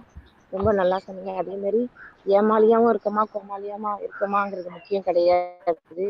ஆனா எல்லாரையும் சந்தோஷமா இருக்கணும், நாம சந்தோஷமா இருக்கணும், அடுத்தவங்களையும் சந்தோஷமா வச்சுக்கணுங்கிற நீங்க சொன்ன விஷயங்கள் அத்தனையும் அருமை அருமை சகோதரி. வாழ்க வளமுடன், வாழ்த்துக்கள். அனைவருக்கும் நன்றி. அருணகிரியா நன்றி. வாழ்க வளமுடன். வாழ்த்துக்கள். Okay, thank you. நன்றி நன்றி மேம். அடுத்து தன்மானம் சார், உங்களுடைய பின்னூட்டத்தை தரலாம்.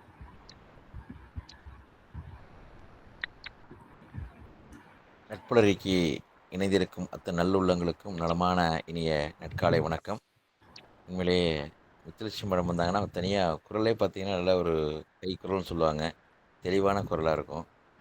இன்னைக்கு உள்ள இந்த தேர்தல் நிறுவனத்தில் எல்லாருக்குமே தெரியும், இன்றைக்கெல்லாம் வந்து இப்போ யாருமே வராத நேரத்தில் இப்போ எல்லாருமே வந்து ரோடு ஷோ, வீடு வீடாக அங்கன்னு வரும்போதெல்லாம் பார்க்கும் பொழுது 10 நாளைக்காக ஒரு விளம்பரமாக வந்துவிட்டு அப்புறம் நம்ம 5 ஆண்டுகளுக்கும் ஒரு அவர்களை பார்த்து ஏமாந்து போகிறதுக்கு கரெக்டாக அதை பற்றி சொன்னாங்க.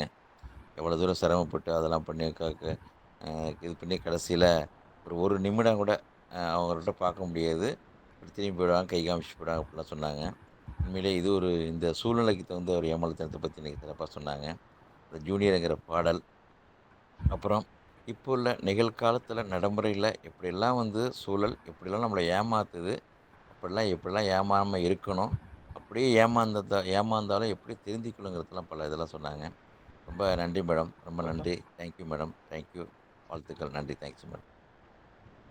நன்றி நன்றி தன்மானம் சார். இன்கால் மெசேஜஸ் கண்ணன் ராஜன் சார். ஐயா, அதுக்கு முன்னாடி ஒரே ஒரு ரீதியா அருணகிரி ஐயா அவர்களுக்கு தான் இன்றைய புலிவினுடைய எண்ணிக்கை 1197. இதை அப்படியே கூட்டி பார்த்தோம்னா கூட்டுத்தொகை 9 வருகிறது. ஐயா இன்னைக்கு 3 பிரிச்ச மாதிரி 3 × 3 9ன்னு வருங்கிறதையும் உங்களோட பகிர்ந்து கொள்ள ஆசைப்படுகிறேன். நன்றி. In call messages Kannan Rajan sir, ஏமாளி கோமாளி அறிவாளி. அடுத்து major Narayanan sir. The lessons brought out through the stories, anecdotes, film and music made today's session most unique. Major Narayan sir, I see the analogy of Karpagam drama triangle brought out in all its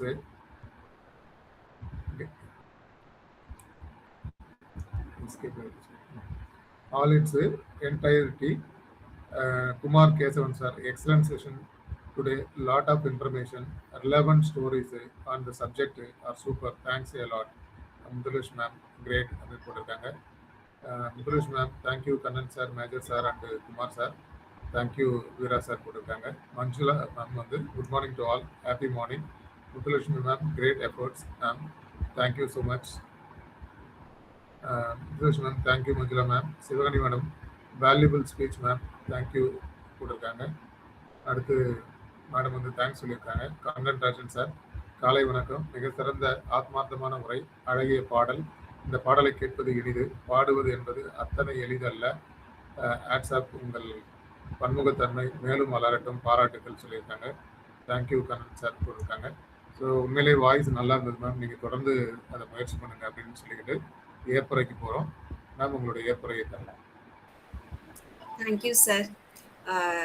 இன்னைக்கு வந்து எனக்கு ஒரு அருமையான introduction கொடுத்த உங்களுக்கு என்னோட first thanks. அப்புறம் Sunday காலம்புற பாவம் உங்க எல்லாரையும் தூங்க விடாம எழுப்பி உட்கார வச்சுட்டேன் என்னோட செஷன்ல, அதுக்கு என்னோட செகண்ட் தேங்க்ஸ். அப்புறம் தூக்கத்துல இருக்கவங்க யாரையும் எழுப்பி விடாம கொஞ்சம் ஒரு பாட்டு பாடி யாரையாவது தொந்தரவு பண்ணிட்டேனான்னு தெரியல, அதுக்கு என்னோட சாரி. ஆக்சுவலா இதுல ஒரு உண்மை என்ன அப்படின்னா, சார் சொன்ன மாதிரி ஒரு 2-3 நாளா கண்டினியூஸா செஷன்ஸ் இருந்துச்சு. அது நான் வேணும்னு பண்ணதில்லை, அறியாமையா, அதாவது என்னுடைய கண்ட்ரோல் இல்லாமையே எல்லாமே கண்டினியூஸா வர மாதிரி ஆயிடுச்சு அந்த டேட்ஸ். சரி சொல்லிட்டு என்ன பண்ணேன், ஆனா எனக்கு வந்து நான் பண்ணினேன்னா என்னோட பெஸ்ட் எஃபர்ட்ஸ் போடணும் அப்படிங்கிறதுல மட்டும் நான் இதுவா இருப்பேன். நேத்து பட்டிமன்றம் ஃபர்ஸ்ட் டைம் ரொம்ப நாளுக்கு அப்புறம் பண்ணதுனால அது பண்ணினேன்னா, அதுக்கப்புறம் தான் எனக்கு இது பண்ணணும். நிறைய தாட்ஸ் மைண்டுக்குள்ள இருக்கு, ஆனா அதை உள்ள பேப்பர்ல போடுறதுக்கு எனக்கு டைம் இல்லாம இருந்ததுனால யோசனை பண்ணிட்டே இருந்தேன், என்ன பண்றதுன்ட்டு. அப்ப எனக்கு ஒரு இன்சிடென்ட் இப்ப ஞாபகம் இருந்துச்சு. என்னன்னா 10th ஸ்டாண்டர்ட் பப்ளிக் எக்ஸாம்ல தமிழ் பேப்பர், ஆக்சுவலா மத்ததெல்லாம் கொஞ்சம் ஃபாஸ்டா எழுதிடுவேன், தமிழ் எழுதுறச்ச கொஞ்சம் இந்த சுழிச்சு எழுதுறதுனால டைம் ரொம்ப எடுக்கும். நான் வர கண்டென்ட் நிறைய எழுதுவேன்னா பக்கமா எழுதுவேன், டைம் பத்தாது. அதனால லாஸ்ட் ஒரு 10 மார்க்ஸ் கொஸ்டின் வந்து லாஸ்ட் வந்து ஒரு எஸ்ஸே எழுதணும், இல்லைன்னா ஒரு கவிதை எழுதணும். இதுதான் ஆப்ஷன். இந்த 2ல எது வேணாலும் எழுதலாம், ஆனா 10 மார்க்ஸ் லாஸ்ட் கொஸ்டின். எல்லாம் முடிச்சாச்சு. பார்த்தா இன்னொரு 5 நிமிஷமோ 3 மினிட்ஸோ தான் இருந்துச்சு. யோசனை பண்ணேன். 3 நிமிஷத்துல நம்மளால ஒரு கட்டுரைய வந்து முடிக்கவே முடியாதுன்னு நல்லா தெரிஞ்சுச்சு. என்னதான் பண்றதுன்னு போட்டு, சரி எனக்கு இப்ப இந்த மார்க் வாங்கியே ஆகணும். நான் முடிக்கவும் செய்யணும் டெஸ்ட்ட.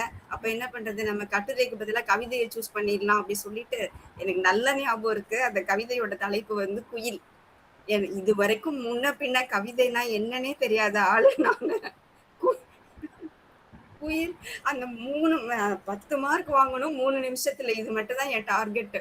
அதுக்காக உட்கார்ந்து அந்த குயில பத்தி அத்தனை இது ஒரு ஒரு ஃபுல் பேஜ் ஆனா எழுதிட்டேன்.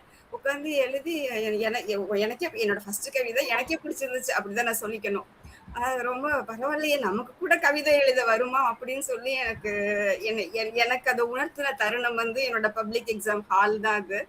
அவ்வளோ இதா வந்து எழுதி முடிச்சுட்டு வீட்டுல வந்து ஹாப்பியா அப்பா எல்லா கொஸ்டின்ஸும் அட்டன் பண்ணிட்டேமா அப்படின்னு சொல்லி சூப்பரா வந்து சொல்லிட்டு, அன்னைக்குதான் நான் உண்மையிலே ஒண்ணு கத்துக்கிட்டது நமக்கு கவிதை எழுத வரும் அப்படிங்கிறது. செகண்ட் வந்து ஒரு இக்கட்டான சூழ்நிலை வரும்போது நம்மளால டிசிஷன் எடுக்க முடிஞ்சது அப்படிங்கிறது. இந்த 2 வேல்யூஸையும் அன்னைக்கு கத்துக்கிட்டேன்.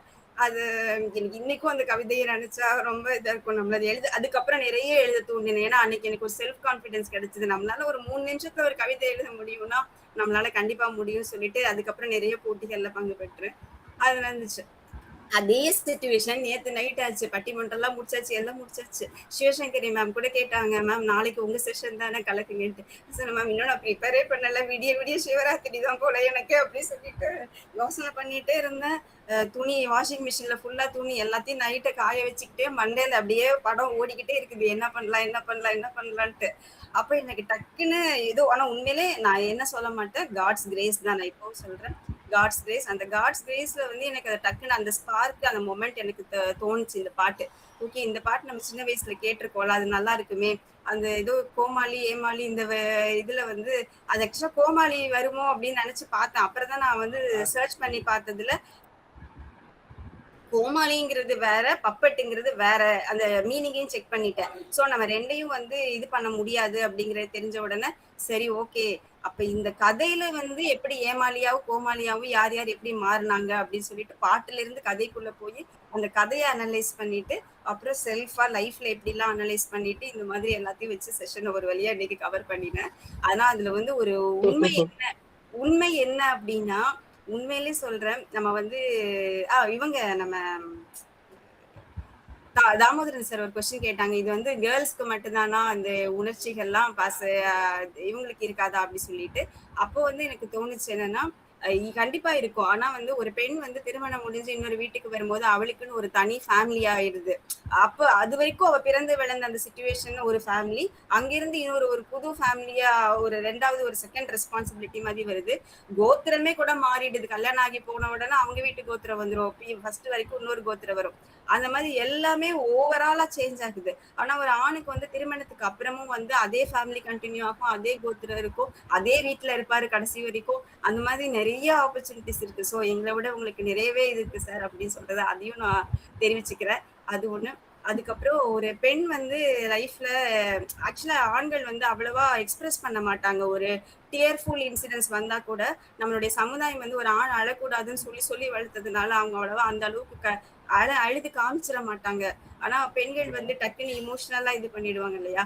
அப்போ வந்து என்ன ஆகும் அப்படின்னா, ஒரு ஒரு ஒரு சிச்சுவேஷன்ல வந்து நம்ம அழ வேண்டிய மாதிரி ஒரு சிச்சுவேஷன் வந்துச்சுன்னா நம்மளால அடக்க முடியாது, அழுதுருவோம். ஆனா ஃபோர்சிப்லி, அதுவும் நம்ம வந்து ஒரு நார்மல் வீட்ல இருக்க பெண்ணா இருந்தாலும் சரி, இல்ல ஒர்க்கிங் உமனா இருந்தாலும் சரி, அடுத்த சிச்சுவேஷன்ல நம்ம அழக்கூடாத ஒரு சிச்சுவேஷன் கண்டிப்பா வரும். நம்ம அந்த சிச்சுவேஷன்ல அழவே கூடாதுதான், மஸ்ட். அதை ஹேண்டில் பண்ணி தான் ஆகணும். அப்படிங்கும்போது டக்குன்னு அந்த கண்ணீர் அப்படி தொடச்சிட்டு அப்படியே எதுவுமே நடக்காத மாதிரி ஒரு ஃபுல் சிரிப்புல அப்படியே நான் தான் வந்து இந்த உலகத்தையே படைச்சேங்கிற அளவுக்கு சந்தோஷத்தை காட்டியே ஆகணும் அந்த சிச்சுவேஷன்ல.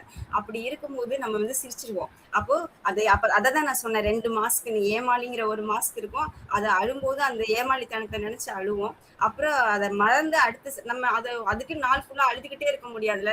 Life has to go, we have to go on.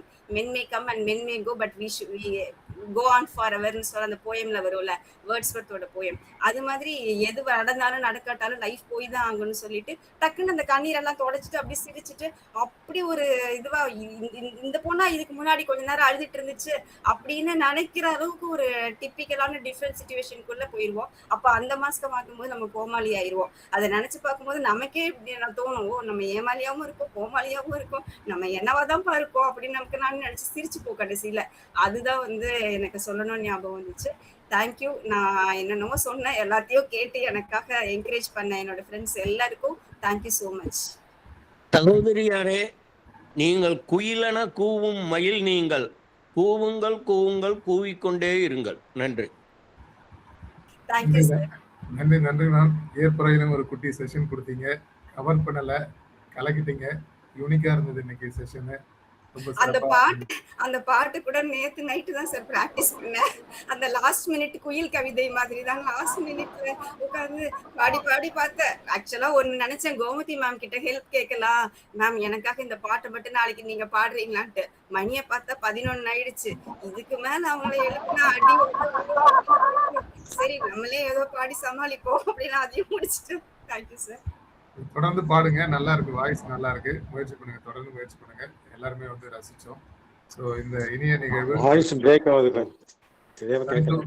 தனித்துவமான நிகழ்வு உலக மக்களின் நன்மைக்கான கூட்டு பிரார்த்தனையோட நிறைவுக்கு வருகிறது.